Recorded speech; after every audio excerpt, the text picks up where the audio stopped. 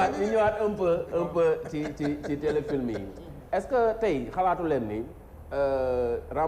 commencé nañ remplacer les séries novelas les séries mexicaines yi fi amoon ba nga xam ne tey yonaam presque Ramadan moom wax dëgg yàlla boobu dama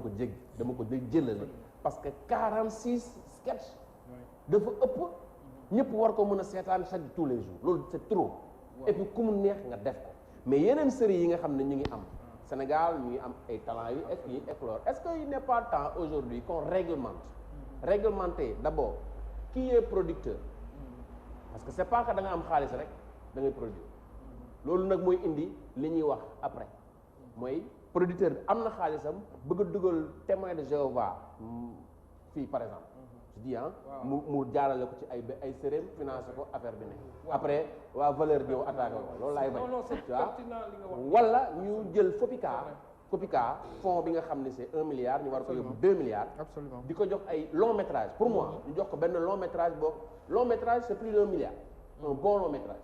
c'est plus de 2 milliards tout à fait léegi ñu jël benn fonds cinéma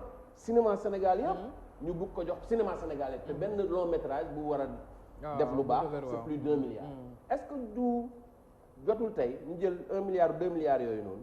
jéem ko dugal ci injecté ci série yi réorganiser ko professionnaliser ko parce que création d'emploi la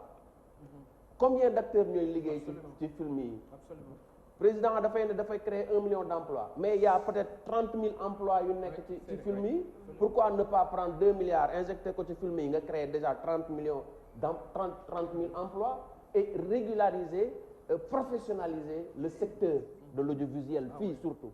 pour que mu mën a jëriñ ñëpp nit ñi mën si gis seen bopp. Kader man yaa ngi soog laal lu ma neex bon peut-être que Gomis ils vont être fâchés un peu mais vraiment yaa ngi soog a toucher un cœur du problème parce que depuis plus de 15 ans ñu ngi reyante pour que nguur yi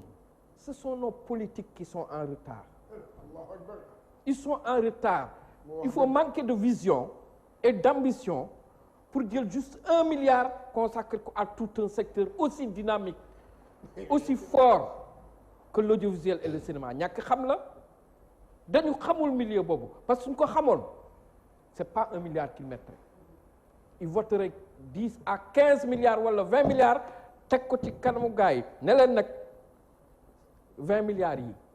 C'est les impôts et les cotisations ñiy jaay gerteeg ñi jaay paañ yaraax tout ça alal boobu lañ dajale jox leen ko il faut ngeen produire ñu nii ak nii ak nii teg ay cahiers chartes yu wóor des cahiers de charge yu respecter nos croyances religieuses nos croyances culturelles pour ñenn ñi nos croyances sociologiques notre nation ak diversité teg ay chartes yu wóor jox ko régulateur bi ne ko ku indi scénario pour postuler ci fond bi en tant que sénégalais na am ay conditions na nekk ay professionnalisme un peu parce que li nga wax ni man dama bokk ci ñi encadrer la presse en ligne tout ça mais est-ce que xam nga ni le premier problème bi ñu am mooy li booy def ni ku jóg jël sa caméra jox ko benn booy ànd ak benn xale bu jigéen dem interviewer Collé këram tur bi doo xam turu site bi lan la y a 300 sites sénégalais dont les 90% xam ay lan lañ ay web TV incontrôlable façon tur bu nekk et ils produisent et ils vivent des clics et des vues parce que civilisation bu bees la ñu nekk civilisation du clic et de la vue malheureusement chacun s'arroge le droit démb man j'ai passé la journée ak waa Facebook j'étais à Dakar j'ai passé toute la journée di wax man leen il faut ngeen am sens responsabilité yéen ak waa Google parce que tey c'est vous qui gouvernez le monde yéen a moom application WhatsApp Facebook Instagram ak mais loolu yëpp fa lay xewee ñun ñi ku ci dul tey ndaw sa la sëgg ci lu muy sëgg peut-être mu ngi sëgg ci Facebook wala Instagram wala WhatsApp kii noonu man mii même su amee 2 temps ma xool sama kii WhatsApp yi ñooñu ñooy gouverner le monde mais nag aussi ce n'est pas une raison pour déstructurer nos pays parce que suñu réew baa ngi yàqu ndax les web TV ku nekk da ngay yore benn caméra bu ndaw jox ko ñaari xale kenn xale bu jigéen dem di ñëw ci Gomis di ko interviewer mais xamul télévision xamul entretien xamul naka la ñuy defee questionnaire di ko laaj des trucs ñëw mu neen day interviewer benn rappeur xamul ci dara prépare wu ci dara muy wax des énormités waa ji di ko génneel aussi des énormités xëy na mer loolu nekk buzz loolu la ñuy jàllale et tout le monde reprend ça et tout le monde partage cette minute fâcheuse où lui il s'emporte on foofu la ñu toll maintenant sur les séries c'est pareil ñan ñooy defar série tey au Sénégal y a les boîtes de production professionnelles comme ay Evenprod comme ay Leuz comme Marodi bon même si je suis pas très d'accord parfois ci seen yenn production mais c'est des professionnels au moins bien que am nañu renforcement yu ñu soxla ci ñoom mais tout le reste léegi site d'information moi j'ai géré Dakar Actu pendant longtemps j'étais directeur de Dakar Actu mais site yi nga xam ne léegi ay SeneNews ay Senego tout ça ku nekk am nga sa série dugg leen ci site yooyu ku nekk am nga sa série y a pas de personnel qualifié producteur scénariste réalisateur dans ces rédactions il y en a pas donc xale yi ñu ngi fooye loo xam ne mu ngi yàq dëkk bi mu ngi yàq jikko yi et c'est l'audiovisuel sénégalais est en train de dériver nguur gi comme seen yoon nekku ci passant parle pas politique ñu ngi seetaan dëkk bi yàqu et c'est les 300 sites là qui sont en train di yàq loolu moo indi prédominance man j'avais écrit il y a 5 ans benn article pour wax kii sànq li mu wax loo xam ne ñu bari ñi mu concerné def na ma ne woon Sénégal suñu excès ci Poté ak Ahmed Aïdara nekk les têtes d'affiche des médias sénégalais les numéro 1 ça veut dire que nous avons tous échoué lamentablement parce que dans un pays où les émissions les plus suivies mooy les émissions de médisance de diffamation tous les matins ñoo ëpp audimat ñoo ëpp publicité ça veut dire que suñu société am na problème mais parce que on a laissé faire ces créneaux donc parce que Sénégal da nga gis ko am këru 100 millions 100 et quelques millions defar banc ci buntu kër voilà loolu am na lu muy tekki exactement banc buntu kër pour wax la ci mbedd bi la nga am sa 100 millions nga defar ko sa kër au lieu que nga xool sa waa kër noo leen di blender kenn du leen gis mais nga teg banc pour que bu ñu toog ci buntu bi pour ku romb ñu wax ci moom mais problème boobu la ñu yóbbu ci rajo yi quelles sont les 2 émissions les plus suivies le matin au Sénégal c'est ça elles sont de faits divers basées sur la médisance c'est-à-dire que damay dëkk Gomis ñu bokk koñ quelque chose arrive chez lui du ñoom ñoo koy nettali de mais man maay woo ñaari émission yooyu kenn ci ñëw nettali li xew këram te je suis le voisin ñu changer sama baat te may romb di ko nuyu daan ñoo bokk jàkk ji dem di julli di ñëw fekk man maa ko yoole ci émission yooyu foofu lañ toll on a laissé l'État et la régulation il y a pas eu de régulation parce que c'était un pays régulé audiovisuel bi dañ koy réguler contenu yooyu warul am parce que loolu dafay yàq société bi léegi émission pourquoi ñooñu ñi animé émissions yi nekk les plus grands stars c'est une question qu'on doit se poser naka nit di mën a concevoir dans un mën noonu naa am ci beneen pays moo am succès mais un pays boo xam ne c'est quand même religieux am nañ suñu valeur mais quand même basé sur la médisance et la calomnie comme succès ça me pose un problème moo tax ma ne la autorités yi ñoo nekk en retard dañu seetaan affaire yi muy law ba léegi ëpp loxo xam nga ñaari émissions yi ku ne woon da nga koy censurer tey ngeen di coow mais parce qu'on a laissé continuer depuis 5 ans c'est pareil pour les séries Adama, aussi Adama est-ce que tamit du suñu société moo bëgg a consommer loolu suñu société ñun C'est une dem très na ba bonne nga xam ne question. kaay dama la wax benn affaire léegi dañuy jël ku nga ko sérieux Waaw. comme par exemple wax bi ñuy wax le train qui arrive à l'heure ne nous intéresse pas nit koo xam ne day ñëw wax ay loo xam ne kii la ñu teg ko fële ñu dem jëli kenn koo xam ne moom muy ay waxu toj rek lay wax ñu naan ay kii mooy waaja waaw waaw, mais Gomis mais- mais yow xam est-ce nga que suñu tu société- yow ça fait 20 ans nga nekk ci média yi Waaw. xam nga ne le secret d'un contenu média waaw mooy li ñu wax ni pour façonner les esprits tu crées le besoin mooy le syndrome du chien de Pavlov waaw maanaam xale xaj bi soo bëggee mu topp la da ngay def kiiwu yàpp bi ci kii bi di ko topp mu lay topp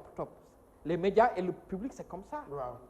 en fait dañ leen di piqûre benn contenu boo xam ne après drogue lay nekk ci ñoom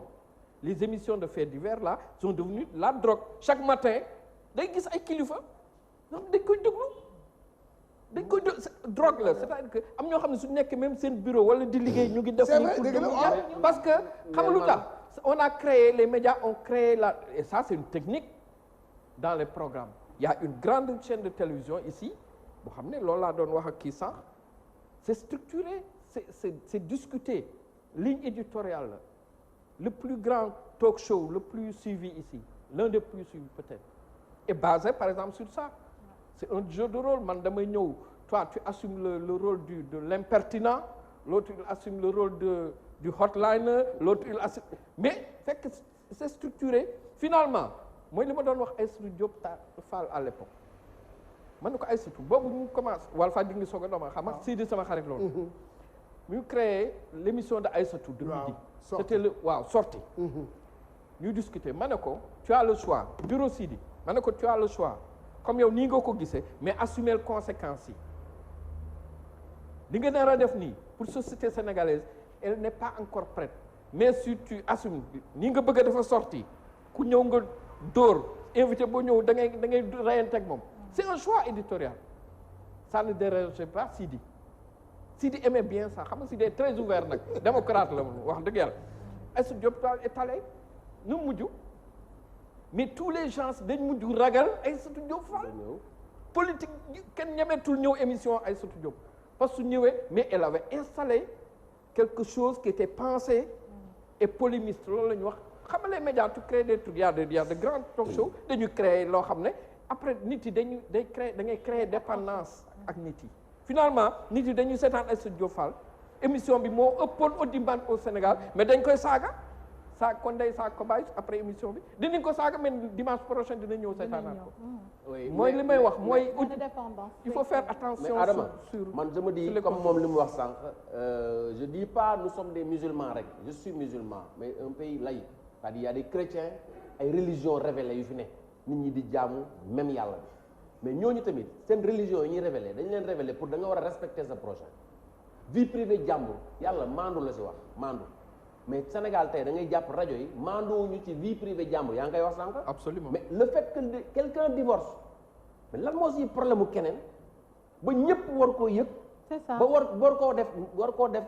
waxtaan ñu waxtaanee ko parce que moom divorcé na. c'est pas normal. c'est pas normal c'est vrai que valeur yi ngay wax foofu la ñu waroon ñun suñu rajo média yi am valeur d'abord. am valeur ba pare nekk nit ñu gëm yàlla boo gëmee yàlla doo wax si waxu jàmbur. je pense que mënuloo yeewu chaque jour di wax si waxu jàmbur.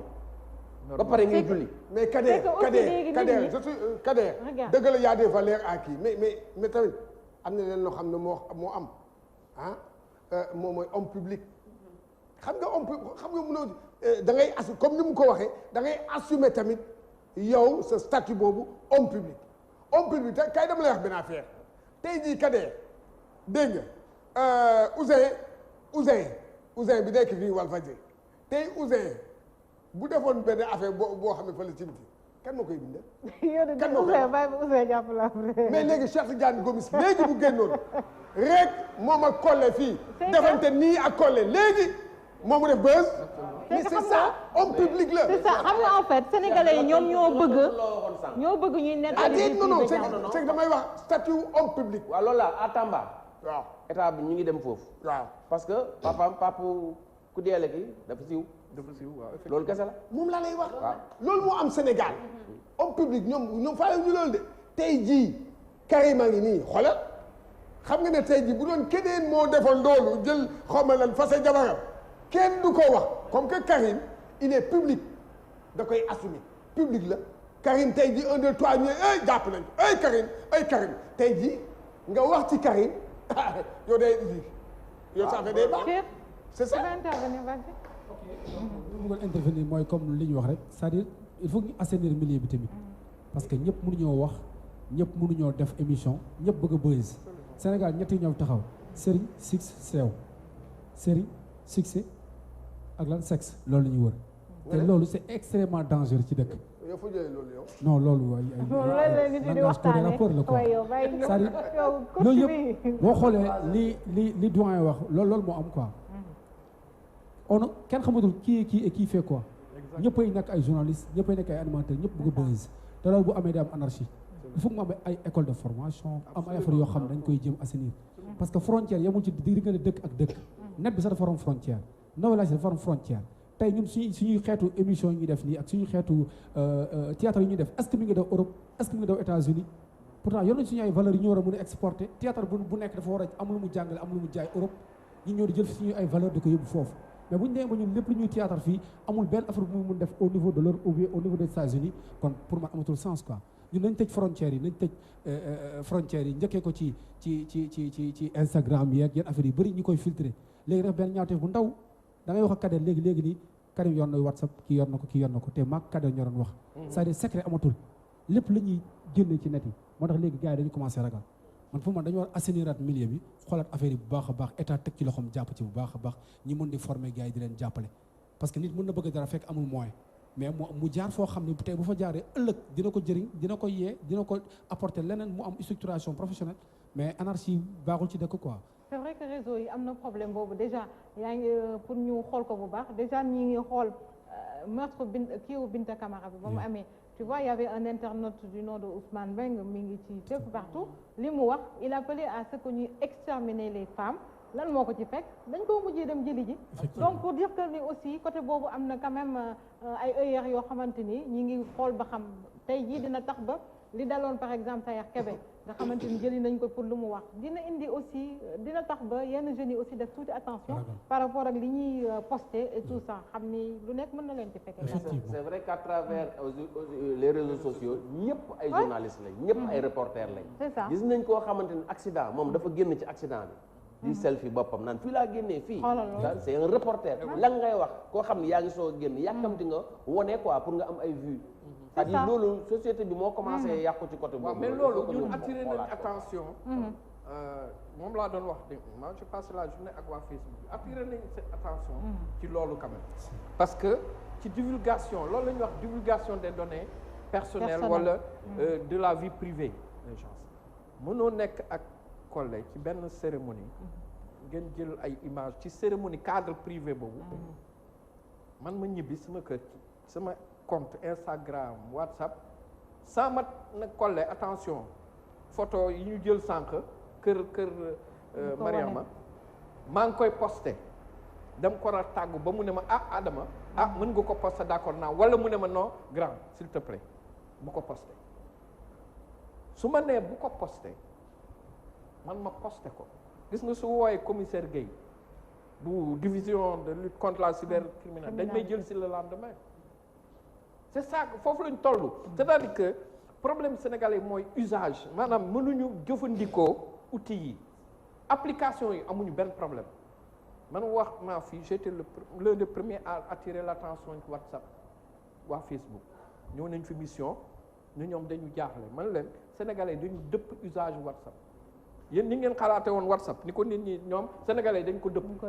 xoolal léegi c'est génial ce qui se passe sama mbokk pël yi dañ nekk diggu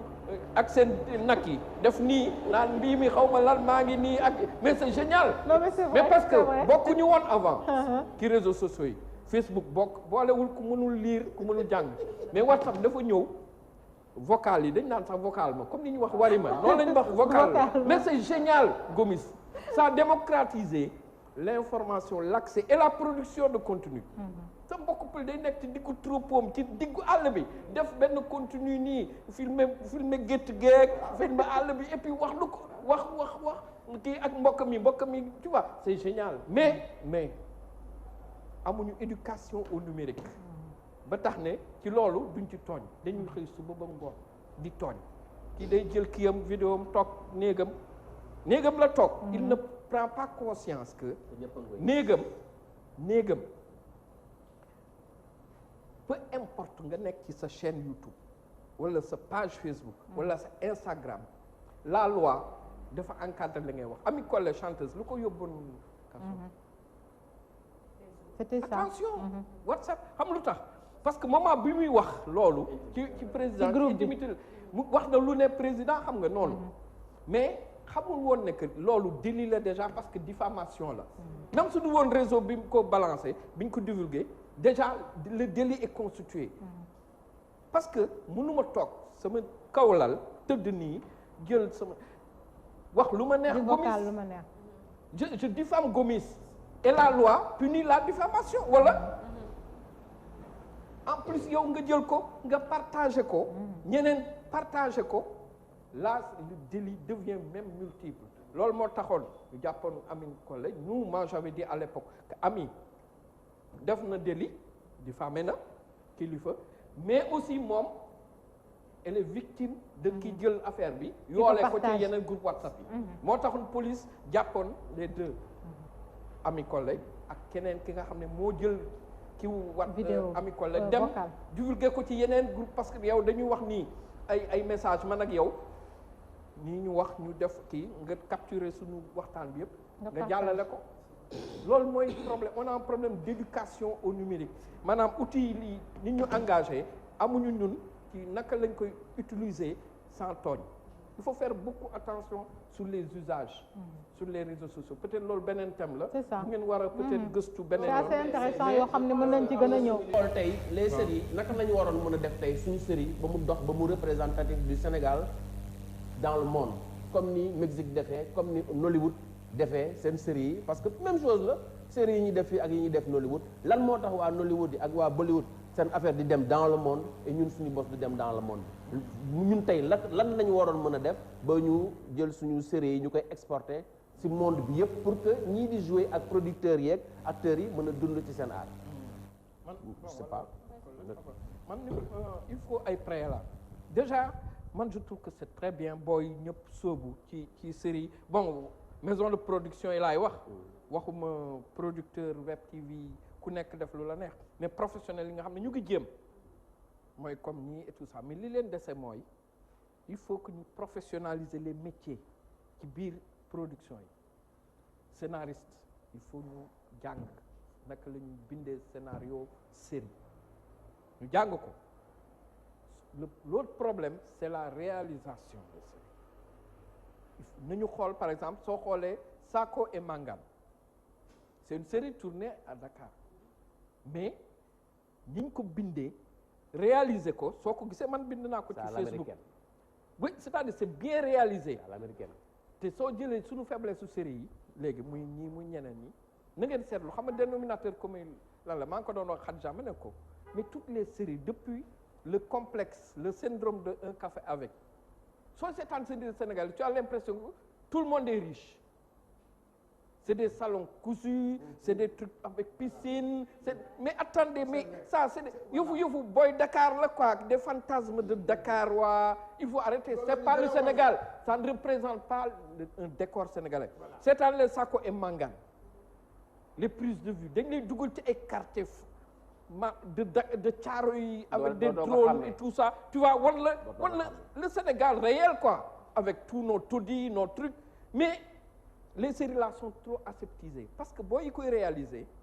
si tu prends une Khadija que tu connais moom laa gën a yàpp Khadija si bon Khadija ñoo dëkk fii Ouest Foire boo nekk Dakar la quoi donc suy bind elle a tendance à plus tourner vers une villa aux Almadies parce que kii am déterminisme loolu la mais par contre c'est pas le Sénégal il faut que ñu audacieux et puis wane en profiter par exemple moi ce que j'aime ci voilà ci maîtresse baa ngi ci ñëw maîtresse d'un homme mais on a mené un combat et j'ai aimé la position de Khadija Sy par exemple xeesal yeeg ak tenue yoo xam ne c'est des elle a fait le choix moom éditorial am mais elle va miser sur la sénégalaise un peu plus naturelle avec des trucs artisanat sénégalais yi décor yoo xam ne artisans yi suñu boss ay kii yoo xam ne c'est made in Sénégal par exemple maîtresse d'un truc c'est comme ça mais c'est un choix coiffure yi létt yi xam nga et c'est bien mais par contre c'est pas mal pour exporter pour jaay Sénégal loolu baax na il faut l'accentuer mais leneen li handicap série sénégalaise yi mooy nous sommes trop wolof nous nous parlons entre nous ne parlons pas au monde il faut sous-titrer par exemple systématiquement dañu war a sous-titrer j'ai vu quand même Mœurs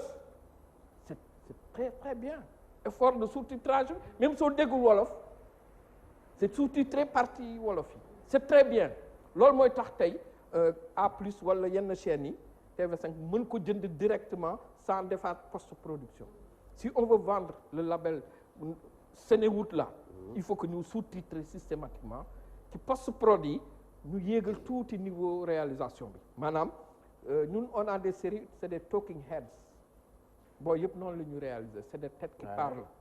du tac y a pas du ñu découper par exemple c'est la faiblesse de Mœurs dañ may wane rek man may dialoguer ak Gomis mais moment plan sama plan contre plan Gomis 1-2 y a pas un troisième plan qui montre quand même tu vois qui découpe loolu moo leen manqué parce que da la ñu gis ñeneen ñi fii di ko def tout le monde reprend des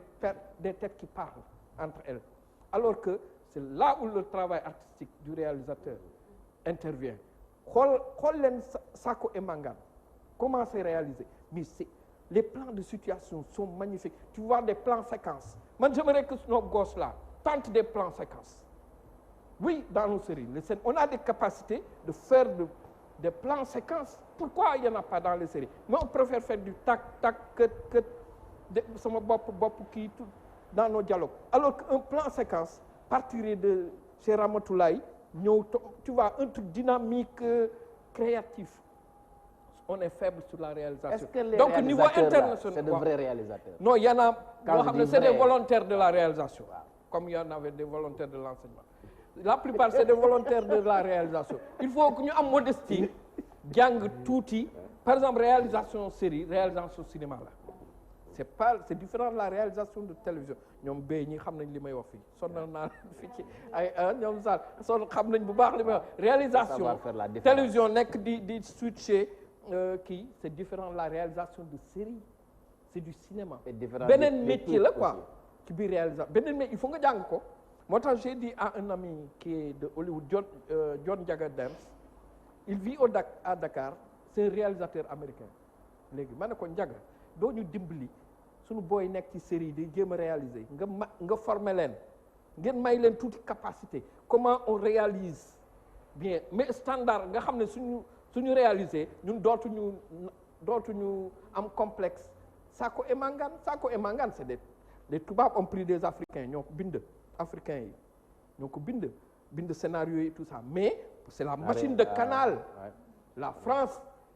qui a mis les moyens pour une réalisation quand tu vois Sakho et Mangane ça tu sais que mën na jaar Chine mën nañ ko diffuser aux États-Unis mais Mœurs mën na guñ ko diffuser aux États-Unis techniquement non je veux dire il faut que ñu retravailler ko le réalisateur il faut qu'il monte un peu plus en puissance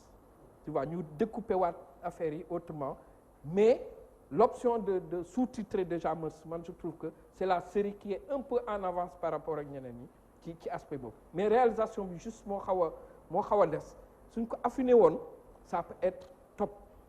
franchement man loolu laa gis comme faiblesse quoi. ok Cheikh. voilà léegi c'est que man dafa am benn question boo xam dama ko bëgg a laaj Collé il m'est arrivé ma laaj ko benn jigéen buy ñaari jigéen yuy tourné série mais liñ ma tontu man vraiment neexuma léegi nag man tey jii maa ngi en face ak Collé est-ce que yow ci lii da nga cee dugg pour def carrière wala da nga cee dugg pour leneen. waaw en fait xam naa fi nga bëgg a waxee. moom nga di nga xam bu may waxee. ñëwal voilà dañ cee dugg pour def carrière métier la comme métier yëpp métier la comme yow mi toog doon sama papa doon sama nijaay jàng sa métier maîtriser ko ba ñëpp di kontaan ci li ngay def ñu ni tamit pareil am na ñu ci nekk dafa am ay différence nag type am na ñu ci nekk te liggéey tax leen ci jug mu doon seen métier. comme nit toogee ci banc école jàng pour doon dara ñu dañ koo jàng benn suñuy grand yi nii jaar nañ bi Blaise Senghor jaar nañ feneen ak feneen foo xamante ni noo jàng tëbuñu rek toog ci télé bi di wax déedéet dañu ko li ma naan dañuy mbappat ci aar bi arène bi duñu jaaxal tëbuñu rek pour def nii am na ñoo xamante ni ñi ngi fii dañuy jouer pour génn pour yaa ma neex da ngay gis sax seen façon jeu dafay am lu ciy des lu bari loo xamante ne ŋàññu kenn mais dañuy gis ni ñoom sax dañuy yàqal parce que da ngay gis benn cadre buy def benn film day préférer jël gel bi nga xamante ni tey da koy fay benn 100 000 wala 50 000 que Collé bi nga xam ne métier am la leer na bu ko fayee 100 000 du ko tourné. parce que kooku mu naan ko voilà woo ma tournage heure boo ma wooyee baax na amul problème costume yi amul problème nangam sangam loolu lépp dinaa ko régler donc ñooñu nekkul métier en fait ñoo yàq suñu métier boog pour wax ko dañ cee dugg pour gis leen ma pour voyer moi pour sax am na ñoo xam ne dañ ciy dugg pour attirer. lépp a ngi ci biir ñu wax ko ta dee. voilà loolu moom moo ci nekk. voilà mais ñun moom damay wax ñun ak ñeneen yoo xam ne liggéeyandoo nañ ensemble ñu nekk ay jeunes yoo xam ne dañoo bëgg jëlee art fii teg ko fële déjà li may wax naan léegi yéeg na avion jeunes yaa ngi fi di dem fu nekk partout di dem ci festival yi di taxaw fu nekk donc ñun ñu ngi ko bëgg yokk pour mu jëm ci beneen niveau am na ñu taxaw pour daaneel ko waaye loolu la ñuy xeex fi ñu toll nii pour wan ni métier la comme métier yëpp la. man damay wax par rapport ak expérience maam. y a des gens yoo xamante ni dañu jaar ci théâtre ba pare. effectivement. kii dafa jaar ci théâtre. am na ñu jaar ci théâtre ba pare lii dab leen si ñu dugg si parce que le jeu du comédien sur la scène est très différent du jeu devant la caméra. et jeu comédien moo gën a difficile moo tax ñëpp dañuy daw boobu ñëw si. actorat effectivement nekk acteur devant la caméra c'est l'acteur loolu moom dama lay gis dama lay romb ci mbedd na tiens yow bëggoo def kii film nga ne si ma dugal la ci alors que sur la scène loolu mënul ne da ngay jàng sa texte defar sa personnage téye ko amuloo droit juum alors que bu ñu nekkee dañu lay filmer mën nga ree na waaw on coupe on reprend dafa yomb tey boo woowee casting ñu rafet da ngay gis ay mannequin rek voilà loolu laa la bëgg bu nekk casting damay def film ay mannequin kese ñoo fay ñëw taxaw léegi ñooy nekk ñoom dañuy wooyee comédien du ñu ay comédien non absolument c'est pas des comédiens Sénégal dañuy def différence dañu foog ni ñëpp ñu jouer ci film yi ay comédiens lañu c'est pas des comédiens du benn bokk dafa am ñoo xam ne leen fort ci mbedd bi ñëw parce que loolu moo tax sama question profil kon da waaw profilu personnage bi lañ nuru point physiquement ci lañ yem parce que kenn ku nekk dafa am lu la jàngal am na nag ay réalisateurs yoo xam ne pour ñu xool seen film il faut ñu teg ñu rafet rek alors que affaire bi du rafet rek quoi man c'est de l'art bi da ngay combiner ay combinaison yu bëri la yoo xam ne nag boo ko jàngul boo ko xamul da ngay def rek di dem te ñiy def di dem ñooñu ñooy tax tey jii genre yi dañu ŋañ parce que ñooñu maîtriser wuñu la ñuy def dañuy def seen yëg-yëg rek di def seen yëg-yëg mais lépp dafa normé moo tax tey mënoon naa wax grand bi CNRA man pour man CNRA lan mooy njëriñoom parce que gars yi ñu ngi kaas non am na njëriñ xam naa ne am na njëriñ je pose la question lan mooy rôle am waaw non rôle am c'est réguler mais tey est-ce que mu ngi def vraiment rôle am sérieux du tout man looloo andoon sama problème ak ñoom ñëwoon naa leen yéen non c'est vrai xam man moo tax may noppi souvent du ma bëgg a wax yéen ak may wax loo ma kii xam nga Adama je te dis c'est l'un de nos principaux problèmes au monde audiovisuel c'est dommage parce que CNRA mooy gouverner l'audiovisuel quand même c'est le moom moo war a réguler mais su naree réguler contenu yi par exemple série yi wala autre chose ngay ñëw di raay pommade di raay sikkim mais tu régleras rien du tout il faut la carotte et le bâton c'est pas ay rapport tous les 3 mois ça ne règle rien du tout alors que le milieu de l'audiovisuel bouge et il est en ébullition mais il est en déliquescence exact c'est ça le problème qu'on a donc un garde-fou mais il faut un régulateur fort très fort boo xam ne day am impérium li ñuy wax impérium mooy qu'il ait les moyens de prendre le bâton et de taper sur la tête de Adama, de taper sur les doigts de Gomis pour que nous récupérions. Mais exactement. Parce que c'est trop politisé malheureusement. Merci. Voilà. yi may kontaan bu baax nga ci bokk ak plateau ñu mel ni yéen ndax franchement beneen expérience la dëgg yàlla di kontaan bu baax di kontaan aussi ñi nga xamante ni ñoo nekk suñu ginnaaw wax dëgg yàlla ñu ngi leen nuyu ñoom ñëpp di wax benn affaire tamit aussi ci côté série yi tuuti rek balaa ñuy tëj mooy am na ñoo xamante ni dama bëggoon naa ko wax sànq far sama grand bee nga xamante ni moom dafa doy waar borom rouge danger dagg donc may wax ne am na producteurs yoo xamante ñi ngi fii di jël ay acteurs waxuma ay comédiens mais di leen former comme tey damay wax ci kaw mars ñi si nekk ñëpp ñun dañoo yóbbu ñu former ci beneen côté ci côté enquête bi dañoo indi policier indi ñu wax ñu ay charte nii leen war a doxee nii leen war a waxee yii leen war a def jóge fi ñu yóbbu ñu saal rien que pour ñu liggéey ci côté yëpp ñi ngi koy def kon ñooñu dañ leen sant ñu mel ni ñoom parce que am na ñeneen ñu nekk suñu ginnaaw doon ay jeunes artistes doon ay comédiennes ñeneen ñi ngi doon ay acteurs yoo xamante ni ñi ngi ci métier bi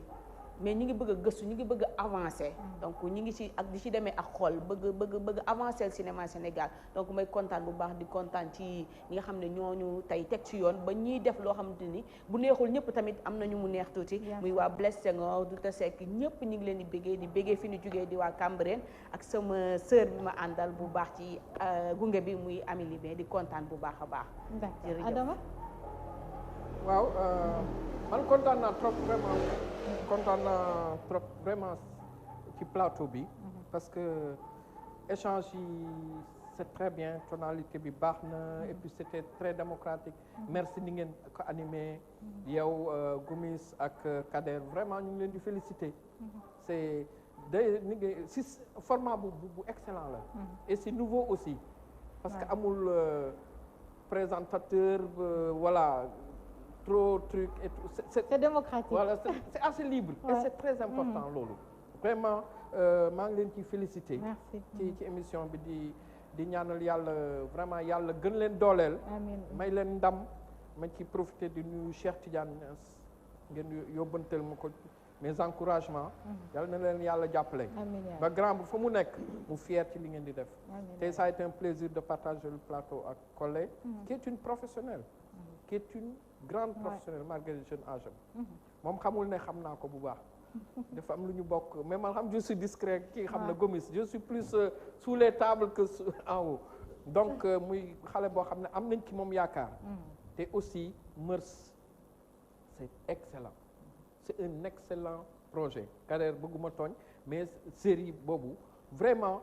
modèle la c'est juste mooy li ma wax dañuy soxla tuuti rek ñu am lu ñu améliorer tuuti nga féliciter ma réalisateur bi Guèye qui est un garçon de valeur Karim ce serait bien nga gën a et puis pour sax yow sa information personnelle léeg-léeg mën nga dem ne par exemple ñoom fu ñuy tourner nga ñëw xool ni ñuy liggéeyee et puis tu discutes avec Guèye kii sa morom la yéen a bokk génération tout à fait su ngeen waxtaanee tu vas mieux comprendre ñoom li nekk seen bopp seen gëm-gëm ak ni ñu koy defee et c'est important de se rapprocher parce que tey ñoom ñooy formater les jeunes esprits dans nos familles serait bien nga jege leen ñii le jeu d'acteur est irréprochable c'est impressionnant man ça m'a impressionné te impressionné ma yombul le jeu d'acteur c'est-à-dire les acteurs là mais c'est magnifique c'est extrêmement professionnel réalisation bi juste moo war a xam nga gën a audacieux bon gën a voilà gën a audacieux nga waxal ma ko nga féliciter ma toute l'équipe Siré sama xarit la c'est ma petite sœur sama nièce ak tous les autres vraiment kontaan naa trop Gomis c'est un frère depuis 20 ans plus de 20 ans on est ensemble toujours resté lui-même constant ci rigueur ku ko jàpp ci loolu nga ko jàpp ku koy bàyyi ci loolu nga koy bàyyi et ce coach ne change pas tu es un label tu es un genre sentinelle ci média c'est très important nga garder loolu c'est très important ma sister ça la Thiessoise nationalisée dakaroise moom aussi machallah yal na la yàlla lafal cat tu es une fierté dans le métier parce que on s'est pratiqué tu as été j'étais tout le temps dit à Thiès waaw le meilleur était à venir wax naa la ko fekk naa la Thiès waaw ci terre nee woon naa la ay année ngi nii que le meilleur allait venir sois constant téyel mu dëgër mu metti nga téye parce que Dieu est juste Dieu il est juste c'est nous qui ne sommes pas justes Kader moom man xam na ne dama ko fan xam na ne c'est li ma naqari rek mooy trio ba mu kase parce que fu mu doon jouer moom ak kii comment ça s'appelle Tony ak docteur dama doon làqatu di leen seetaan mais ñoom duñ ma gis man je vais à des spectacles mais gars yi duñ ma gis parce que je suis passionné de l'art surtout la comédie mais comédie def tumuranke on ne rigole pas assez dans les télévisions il n'y a pas de production malheureusement dans les télévisions gis nga seen trio boobu télévision su ko produiroon nit yi dootuñ seetaan yenn je vous le dis hein au même titre que les séries ils ont des trésors waa Arcos aussi ñoom Mbaye Demba Pape Demba genre mais il y a on a des richesses enfouies mais malheureusement télévision ça les intéresse pas. Il faut faire le plaidoyer de la comédie et de l'art. Ça c'est très important. C'est une grande richesse. te nag éducation yi ngeen soxla valeur yooyu ñoom ñoo ko porté parce que ils le portent professionnellement dinañ ko jàllale ñëpp reetaan mais ñëpp jëriñoo C'est ça. donc moi je plaide pour qu'il y ait un créneau même pour eux à la télévision. Bien sûr. Grande écoute. Et ça vraiment maa ngi koy ñaan kër gi maa ngi koy ñaan ñeneen Saliou Bey c'est un compagnon de guerre yàgg naa ko sonal qui est un garçon très très fidèle très loyal très disponible et généreux moom ak ñoom Cheikh Tidiane wax naa ko sànq fii Cheikh Tidiane Ndiaye ak vraiment tous les jeunes là maa ngi leen di féliciter waaw vraiment grand bi fu mu tëdd il est fier ngeen baal ma wax bi xaw na gudd mais je tenais à vous remercier qui je le découvre sur le plateau yàlla na la yàlla jàppale waaw am nga tu as quelque chose qu'il faut cultiver c'est important. Merci encore grand Adama Kader. jërëjëf Adama deuxième âge et demi. waaw deuxième âge et demi exactement wax na dëgg deuxième âge et demi. non nee naa ko doo pas jeune pas la xam nga jeune pas mais bëggul nee na deuxième âge et demi. ñu ngi lay sant di la gërëm aussi si sa teewaay fii parce que aussi vraiment sa teewaay am na lu mu rehausser plateau bi parce que tamit dama ne tey jii nii ñu seetaan le grand soir. xam-xam lañ ci war a di génne c'est pas débat pour débattre comme ça d'opinion nii comme ça mais xam-xam pour ñëpp jëriñoo si Sénégal bi yëpp jëriñoo si moom moo ñu tax a jóg te ñu ngi lay gërëm ci xam-xam bi ñu yokk bi ñu indil fii ci def naa bi ñuy mujjee bokk plateau c'était aussi Walfadjri c'était Walfadjri te théâtre lañ doon wax te boobu ñii def wiiri wiiri tey lañ toogaloon effectivement te am na lañ ca wax te ba tey moom la ñuy wax dëgg la ba tey moo fi ne dëgg la lañ fa waxoon ci est-ce que ëppul 10 ans ëpp na 10 ans di dem 2010 la woon waaw donc boobu ba léegi la ñuy wax moom lañ ciy wax ba tey donc on est constant ñun ci suñu vision Collé dama ko xam muy gën a nekk xale ba bu muy toll nii donc man bokk naa ci ñi nga xam ne tette nañ ko aussi loolu moo tax c'est une fierté de l'inviter aujourd'hui mu représenter lu muy représenter tey ci Sénégal bi c'est bien moi j'ai trouvé bien que ñu invité ko moom aussi mu joxe partition Ramatoulaye dañ lay gërëm di la sant comme Cheikh aussi gërëm kontaan ci bokk ak yéen plateau yéen ñëpp vraiment ça me fait plaisir de partager le plateau Karim c'est bien am nga am sa conviction nekk si mais des fois boo waxee sa conviction bàyyil nit ki tam mu wax sentinelle la waaw non loolu laa c'est-à-dire non waxuma loolu dama ne le respect mooy man am naa lu ma gëm nit ki dafa am war a am lu mu gëm loolu dañ la ci respecté mais tamit buñ la ci respecté keneen ki tamit lu mu gëm man loolu laa gëm man tamit quoi voilà grand DJ aussi ñu ngi lay sant di la gërëm fii et puis kontaan ci bokk plateau bi de dire aussi que sunu aar mooy émission bi ñuy présenté ñun li ngeen di mbébét yëpp dañ ko ciy boole parce que tey sunu aar je me dis y a des gens dans l'ombre yoo xam ni duñ leen génne ci télé bi ñun dañu fas yéene génne leen ci télé bi les maquilleuses les perchemans les scénaristes dañu war a ñëw toog di wax parce que toujours c'est pas les acteurs parce que dafa am liggéey bu mag bu door d'abord avant li ñuy fekkee réalisateurs yi war nañ mën a ñëw fii toog di wax mais même script war na mën a toog di wax am na ñoo xam dañuy yeewu seen kër na ñoom maquilleuse lañ ñu jàppaleen maquilleuse comme ça mais maquilleuse professionnelle ñooñu il faut que ñu ñëw di toog donc suñu aar dina woo ñooñu ñëpp ñu découvrir ndax tamit bu fekkee da ngay critiquer benn film wala benn série day fekk nga xam ko fan la commencé fan la jeexee lii nii fan la jógee donc suñu aar aussi loolu moo ko tax a jóg maa ngi gërëm di sant aussi téléspectateurs yi nga xam ne ñuy jël seen temps di ñu seetaan